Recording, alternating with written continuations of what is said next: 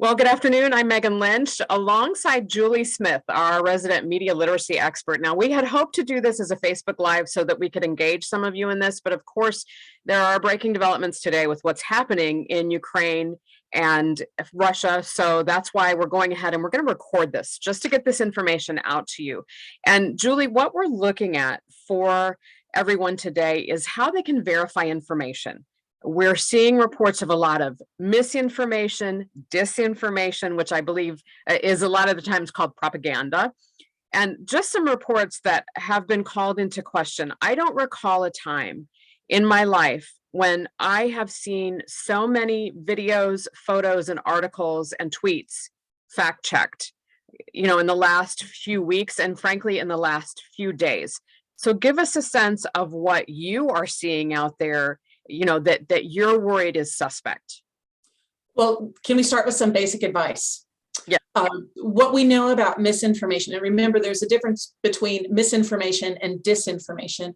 Disinformation is done deliberately, and malinformation is disinformation that's created with intent to harm. So what we know about false information is that it's not new. It's most effective when it's really emotional, and we're really emotional typically during breaking news stories when it's very difficult to verify anything in general. We know that a lot of times false information fills a vacuum. It usually claims to be the only source of truth. It's created not necessarily to change anybody's mind, but to reinforce beliefs. And sometimes it has a little nugget of truth in it, which makes it seem more believable. And the Russians are so good at this. Misinformation's been around forever, but now they're the first ones to wield it as a cyber weapon. It's the 2022 digital equivalent of dropping leaflets on your enemy, right? Because what they've done to create confusion in Ukraine is like they've knocked down government websites, they've hacked bank websites, they actually texted Ukrainian soldiers encouraging them to flee or be killed. They were texting Ukrainian citizens telling them that the ATMs were going to be shut down just to create the sense of panic and confusion and break morale. And it's really, really effective. And the sad thing is that we have thousands of media choices to choose from where we can verify what is real, meaningful, valid, and true. And the people within Ukraine do not have the media options that we do. So it's really easy for us to say, we need to look for clickbait headlines. We need to look for all capitals or too much punctuation. And in reality, we have the luxury of being able to figure out what's real and what's not. And the people in Ukraine don't. And I think that that's really one of the most interesting parts of this story. Julie, I'm wondering if part of the issue too, as far as verifying some of the information on the ground there in Ukraine, is the fact that maybe there aren't as many correspondents there reporting on events, or they're miles away from where, purported videos are being sent from. Right. I saw a reporter this morning claiming to be at an airport somewhere in Ukraine, showing soldiers off in the distance. And he said they were Russian paratroopers. Well, we don't know that. He could have said they were American, and we wouldn't necessarily know, because we are so trusting of these people that give us information. And we can't verify videos like that ourselves, especially when they're live. So really, the most important thing to do is remember that if we have a really strong emotional response, that's a red flag. But there are tools we can use to verify videos and photos that are presented to us as news. And we have to remember how easy it is to repackage and reframe and recycle those. I think, what was it, Megan? One video was supposed to be from Ukraine, but it was from Syria in 2014 or something, right? Yes, there's videos from Beirut. Those paratroopers were actually a training exercise by the Russian government. I saw that just a few moments ago before we went on. I was looking that up as well. So yes, there's pictures from, I think they even use some pictures from Beirut, possibly. It's just unreal, the things that are being recycled. The one that is freaky, though, are the two video games that have been used. The Associated Press did some fact checking, and there's two video games where it's nighttime footage. Mm-hmm. So you can't see it. It looks a little blurry. Well, it could be because, it's at a distance. Who knows? I don't know what the Ukrainian skyline looks like. I've never been there. Probably a lot of Americans haven't either. So how in the world, do we determine, let's start with video. How do you check videos? Yeah, video's tough. Now, if there's a YouTube video, there's a site called the YouTube Data Viewer. It's put up by Amnesty International. You can take the URL of the YouTube video, put it on the YouTube Data Viewer, and what it will tell you is the date that it's originally been uploaded and where it was uploaded from. Now, that's a great tool if the video is on YouTube, but in many cases, the videos are on TikTok, Snapchat, Instagram, Facebook, etc. So that makes it a little tougher. And one thing that can work is if you watch the video, pause it, take a screenshot of that frame, and then do a Google reverse image search of that screenshot to see where else that video has been used. So you could also do a search based on what you see inside the video. And in many cases, it'll show you that the video has been used years and years ago. And I'm wondering at this point, are the fact-checking sites catching up with some of these videos? Can we rely on them to catch some of this at this point? I think that what they're dealing with is probably the largest amount of volume they have ever dealt with. Yeah. So yes, we need to check the fact checkers, but I think we also need to realize these people are probably completely swamped with content and that it might take a while for them to catch up. Snopes is pretty fast. Emergent is another website that if something goes viral in the morning, it'll typically be on the Emergent website in the afternoon. But we have to take everything with a grain of salt. Let's talk about photos. Those are a little bit easier. I actually spent part of the morning using Google Lens on Twitter and going through photos that I saw posted, tracking them back to places like BBC and Reuters and Associated Press, to ensure that they were in fact photos. Legit. Yeah. And not just legit photos, but photos from this week. That's important too, right? Well, that's so true, because the photos from 10 years ago are legit. They're just not current. Right. Yeah, they need to be current. So how does that work? How does someone do a reverse image search? Okay, well, there are a couple different ways to do it. Google reverse image search is a lot like a regular Google search, but instead of typing the text into the search bar, you take a photo and click and drag it into the search bar. That's one way. The easiest way really is if you are a Chrome user, you put the cursor over the photo, you right click it, and then you'll get a drop down menu. And one of those options says search Google for this image. And what you'll end up with then is a list of every website that uses that same image. So that's how you can determine the provenance of a photo.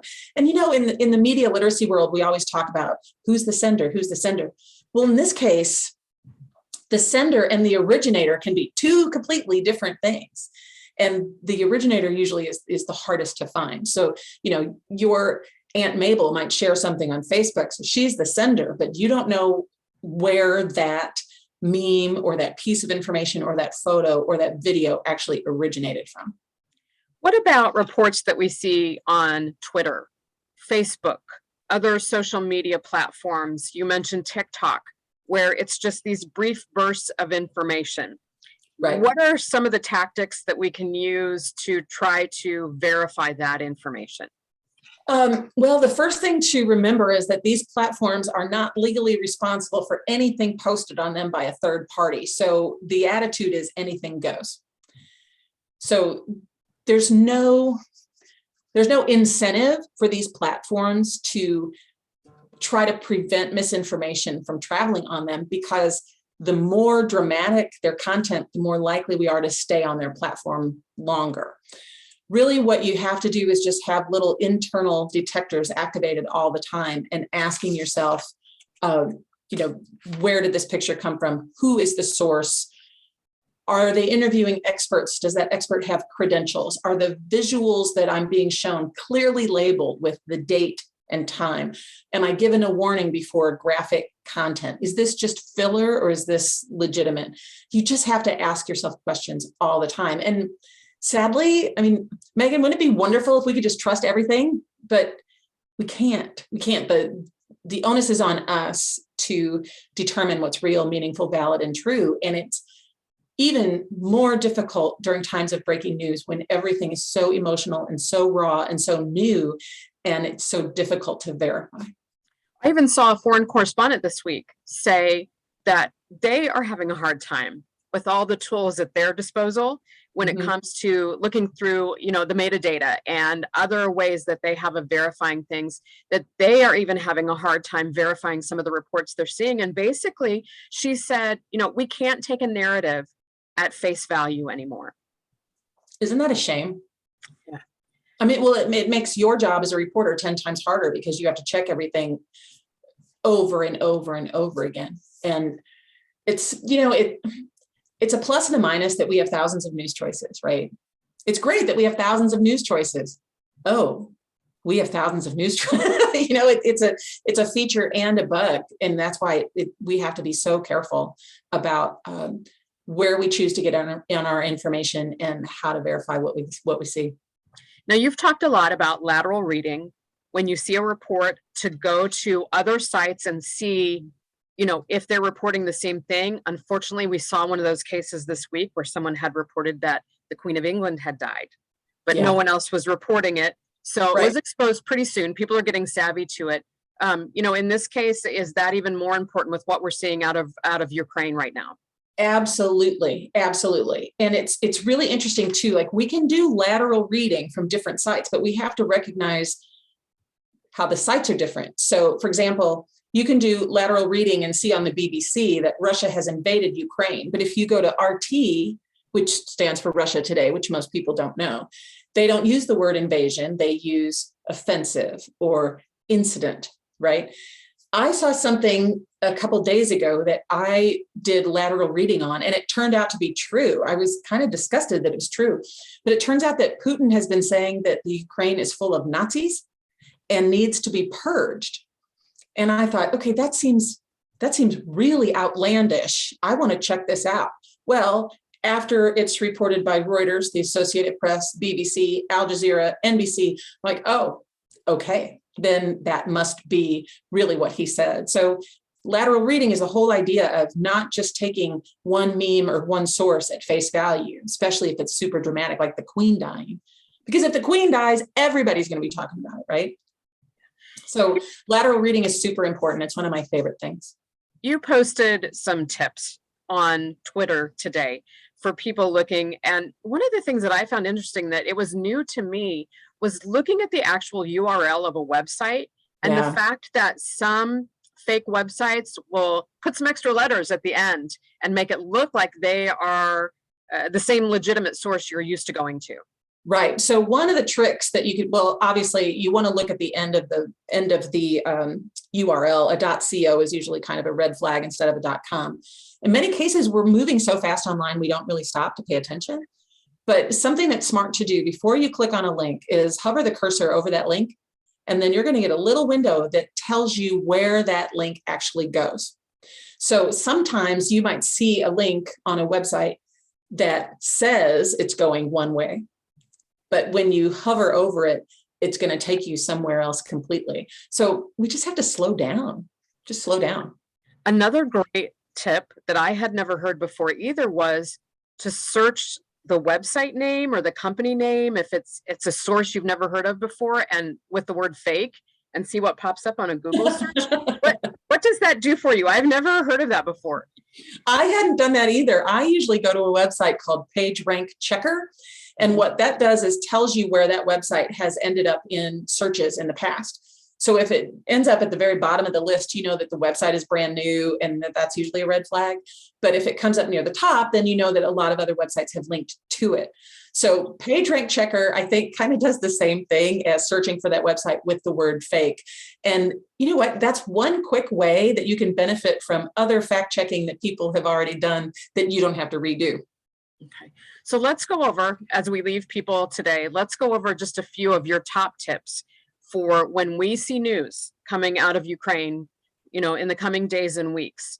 What are some top tips for making sure that things are accurate and timely? That's a toughie. $1 million question. And I wish I had the magic bullet for this. My first reaction is always check your gut. check your emotions. If it gives you a really strong emotional response, that's usually the first clue. Do lateral reading. If you see something on a meme or a Facebook post, make sure that other sites are talking about the exact same thing so that it's not just one rando that's talking about the story. Be very comfortable with all of those tools that we can use to verify photos and videos. Photos and videos, they're so emotional. They get us so emotionally involved that it's like we lose all critical thought because our emotions are involved. And so we have to be really cognizant of that also. Ask yourself the questions: who's the sender? Who profits from this? And really just slow down. Just slow down and understand that when breaking news is happening, everything is fluid. And even the experts, even the seasoned reporters might be struggling to tell the story of what is happening. And so we have to cut everybody some slack. And if it's a video that looks like a real nighttime artillery strike, it might be a video game. Yeah, make sure it's not a video game, right? Yeah, I think the last piece of advice that I try to follow, and I would say for people to follow, if you're not sure it's true, don't share it. Yeah, it's tempting though, because it's always, we actually call it performative sharing, when you share something as an act of performance because you want to show people that you knew it before everybody else. No, that's dangerous, and it can really hurt your credibility. Okay. Well, Julie, thank you so much. I'm sorry, folks, that we did not do this as a Facebook Live. If you have any questions for us, please feel free to post them in the comments, and we'll get back to you. Definitely. We'd love to engage more on this topic. This is something that Julie and I have been doing for the last year here on KMOX as part of the KMOX Media Literacy Project. And of course, we would invite you to check out our podcast, What the Media. You can find it on our podcast page at KMOX.com. And we've talked about a lot of the issues that we've talked about today. And you know what, too, what I'd love to encourage anyone who's watching this, if you have ideas of what you'd like to hear me, Megan, and I do a podcast on, we'd love to hear your topic ideas. So please feel free to put those in the comments as well. So we hope this has helped as we go through the next few days and weeks with Keep what's those happening. Antennas up. Exactly. Thank you, everybody. And thank you, Julie.